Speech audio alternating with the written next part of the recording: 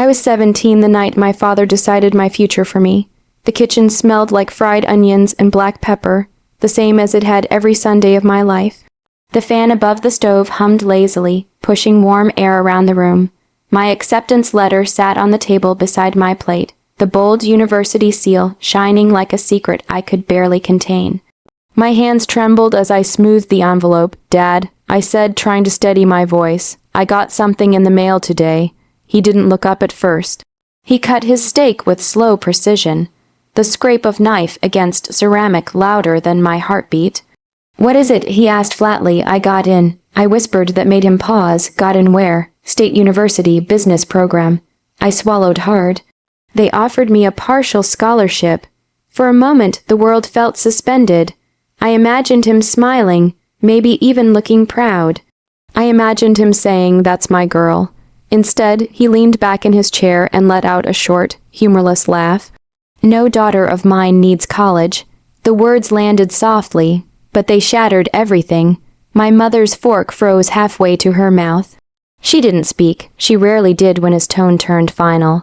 "I've worked hard for this," I said, my voice cracking despite my effort to stay composed. "I can cover the rest with loans and a job. I've already talked to the counselor." "You've talked to who?" His voice sharpened. "The school counselor about financial aid." He set his fork down with a deliberate clink. "You've been planning this behind my back." I wasn't hiding it, I said, even though I had been. I wanted to make sure it was possible. He shook his head slowly, like I had disappointed him in some irreversible way. "College fills girls' heads with nonsense. You don't need debt. You don't need ideas that make you question your role." "My role?" I repeated. "Yes, you'll marry. You'll have children. A husband will provide. That's how this family works." The air felt too thick to breathe. "I don't want to depend on someone else," I said quietly. "I want to build something of my own." His eyes hardened. "You want too much." The sentence sliced deeper than the first, wanting too much, as if ambition were a flaw.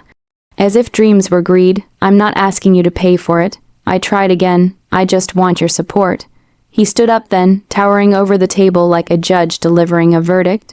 "You have my decision. No daughter of mine is leaving this house to chase fantasies." End of discussion. And that was it.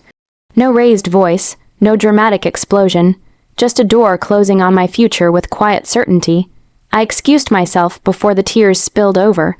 I climbed the stairs slowly, each step heavier than the last. Inside my room, I locked the door and pressed my back against it, finally letting the sob escape. The acceptance letter slipped from my fingers onto the floor. I stared at it through blurred vision. The paper that had felt like wings now felt like a cruel joke. Downstairs, I could hear the television click on. The world had moved forward. Dinner was over. My dreams were not worth lingering over. I crawled onto my bed and looked up at the glow. The dark stars stuck to my ceiling. I had placed them there when I was 12, believing I could reach beyond this small town someday. Tonight they felt childish. But beneath the heartbreak, something unfamiliar stirred. Anger, not loud, not reckless, quiet, steady. If he thought saying no would end the story, he didn't understand me at all. I wiped my face and picked up the letter again, smoothing its creases carefully. They could forbid me from leaving. They could refuse to help. They could try to shrink my world, but they couldn't make me stop wanting more. And maybe wanting too much was exactly what I needed. That night, as the house settled into silence, I made a promise no one else could hear. If I had to fight for every inch of my future, I would. If I had to build it alone, I would. And one day, I would prove that a daughter could be more than what her father imagined, even if it meant breaking his idea of me to become myself. The morning after my father ended my future with a sentence, the house felt unchanged. That was the cruelest part. The sun still slipped through the kitchen curtains. The coffee machine still gurgled. My father still read the newspaper like he owned not just the house, but every life inside it. My mother still moved quietly between stove and sink. But inside me, something had shifted permanently. He thought the conversation was over. For me, it had just begun. I folded my acceptance letter and tucked it inside my algebra textbook before leaving for school. I carried it like a secret heartbeat against my chest. At school, I didn't tell my friends what had happened. They were busy planning dorm decorations and roommate meetups. I smiled when they talked about campus tours. I nodded when they asked about my move-in date. I'm still figuring things out, I'd say. And I was, just not in the way they thought. That afternoon, I walked straight to the guidance counselor's office. Mrs. Hernandez looked up, surprised to see me again so soon. "Everything okay?" she asked gently. I hesitated. Then I told her the truth. My dad won't let me go. Her expression softened, but there was no pity in her eyes, only calculation. "Are you 18 before the semester starts?" "Yes." "Then legally," she said carefully, "the decision is yours. The decision is yours." No one had ever said that to me before, but I don't have the rest of the tuition. I admitted, and I can't count on him. She nodded slowly. "Then we find another way." That day became the beginning of my quiet rebellion. I applied for every scholarship she slid across her desk. Academic, local, national, essay-based, need-based. I stayed up until 2 in the morning, crafting personal statements about perseverance and ambition, careful not to mention the war waiting for me at home. I picked up extra shifts at the diner after school.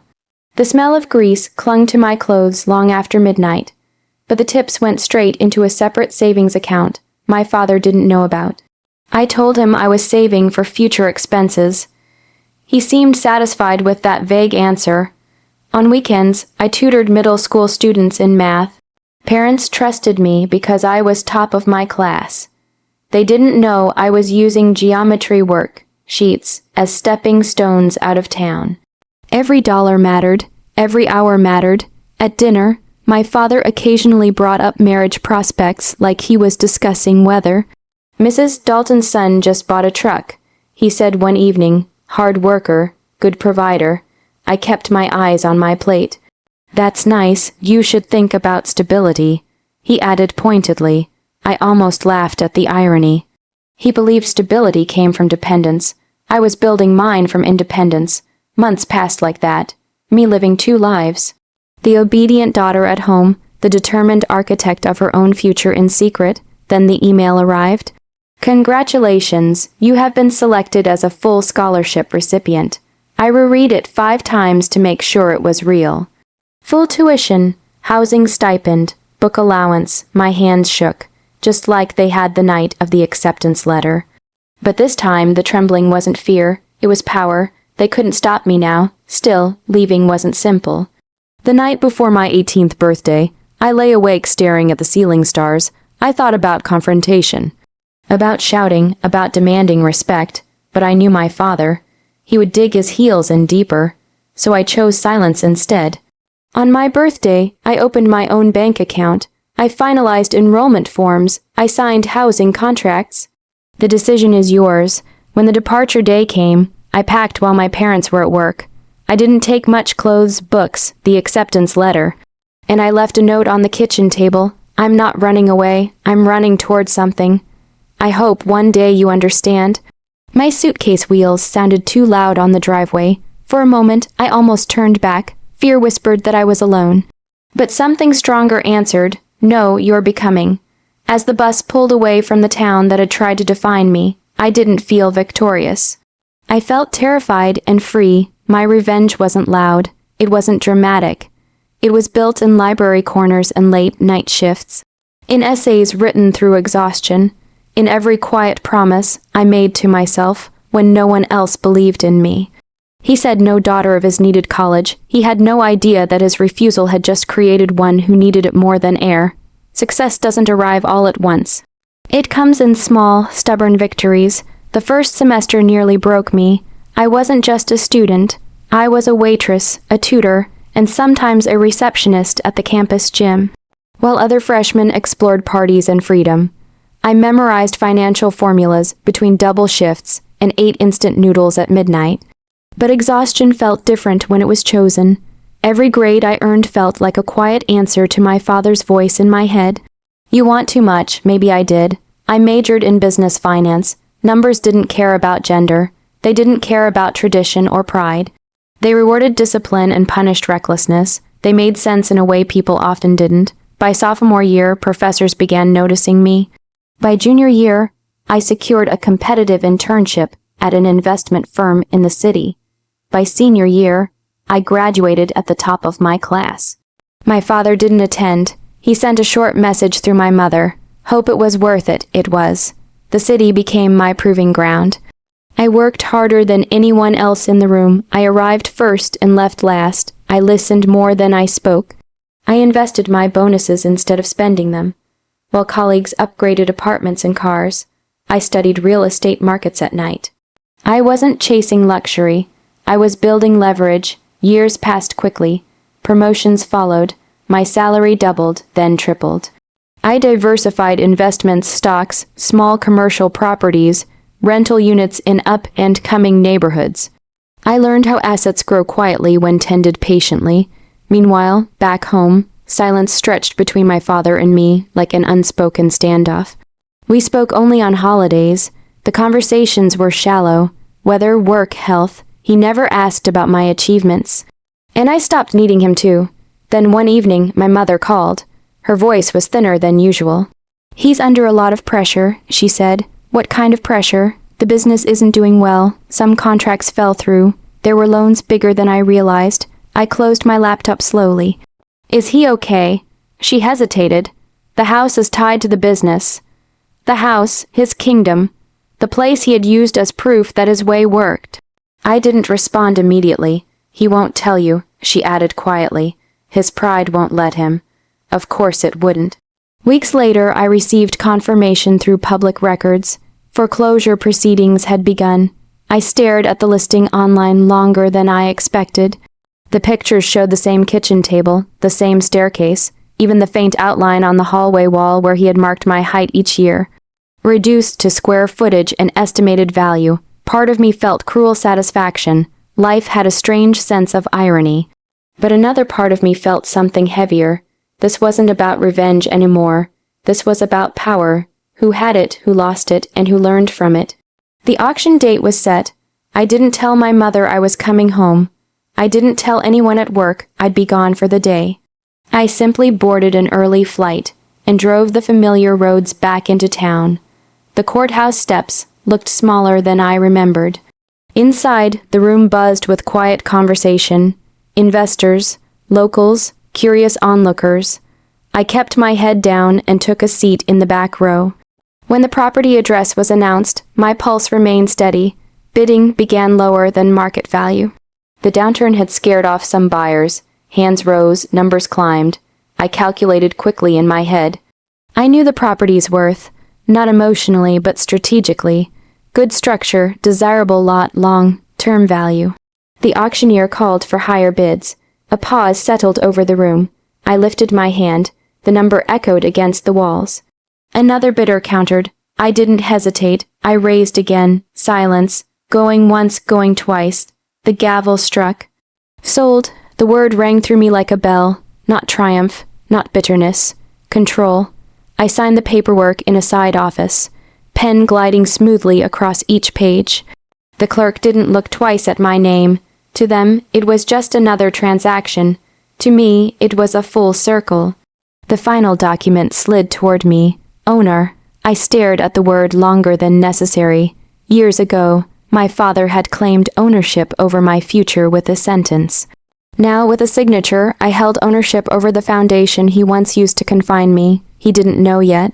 He didn't know that the daughter who wanted too much now possessed the very roof he fought to keep.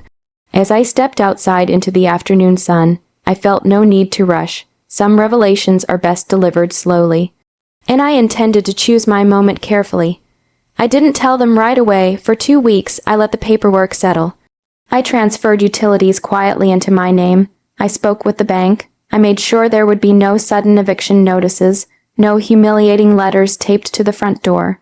If this was going to be the moment my father realized who I had become, it wouldn't be cruel. It would be controlled. I drove home on a gray Saturday afternoon. The house looked smaller than it had in my childhood memories. The paint had faded. The fence leaned slightly to one side. Time had touched it the way it touches everything slowly, without permission. I stood on the porch for a moment before knocking. Footsteps approached. The door opened. My father looked older than the last time I'd seen him. His hair had thinned. The deep lines around his mouth seemed carved there permanently. Pride had always straightened his posture, but now it looked heavier to carry. "You're here," he said, surprise flickering across his face. "I am." He stepped aside, letting me in. The air inside smelled the same coffee, wood polish, familiarity. My eyes drifted automatically to the hallway wall where faint pencil lines still marked my height year after year. He had always measured me carefully, as if growth were something he could document and control. He closed the door behind me. "Your mother's at the store." I nodded. I heard about the house. His jaw tightened immediately. "I'll fix it." The same tone. The same certainty. Only this time it wasn't backed by reality. "You don't have to," I said gently. He frowned. "What does that mean?" I walked to the kitchen table, the same table where he had once told me I wanted too much. I placed my leather folder down carefully and opened it. Paperwork slid across the wood between us. He glanced at the first page casually, then he looked again. His expression shifted from confusion to disbelief. "What is this?" he asked slowly. "It means you're not losing the house." He stared harder at the document. His hands, once steady and commanding, trembled slightly as they gripped the edge of the paper. "Who bought it?" His voice was quieter now. I held his gaze, I did. The silence that followed was heavier than any argument we'd ever had. His eyes moved from the paperwork back to me, searching for doubt, for exaggeration, for a joke. "You," he whispered. "Yes. How?" The word barely escaped him. I didn't smile. I didn't gloat. "College," I said softly. The word lingered in the room like a truth waiting years to be spoken. He sank into the chair slowly, as if something inside him had given way. "I was trying to protect you," he muttered after a long pause. "From what?" I asked. "The world, struggle, failure." His voice cracked slightly. "I thought if you stayed, if you married well, you wouldn't have to fight so hard." I swallowed, steady but honest. "You were protecting an idea of me, not me." He looked down at his hands. For the first time in my life, he didn't look certain. He looked human. "I didn't think," he exhaled deeply. "I didn't think you could build something like this. I know." The admission wasn't sharp. It was simple. Tears filled his eyes, and that startled me more than anything else. "I was wrong," he said. 3 words, the same number as the ones that had broken me years ago. But these healed. I pulled out the final page and slid it toward him. "You and Mom can stay here." I said, "No rent, no conditions, the house is secure." He looked up sharply. "Why would you do that?" Because I had learned something he hadn't. Power isn't proven through humiliation. It's proven through restraint. I didn't buy it to take something from you. I answered, I bought it because I could. Because I had become someone who didn't need permission. He covered his face briefly with his hands, then let them fall. "My daughter," he murmured quietly, almost to himself. I stood and walked toward the hallway.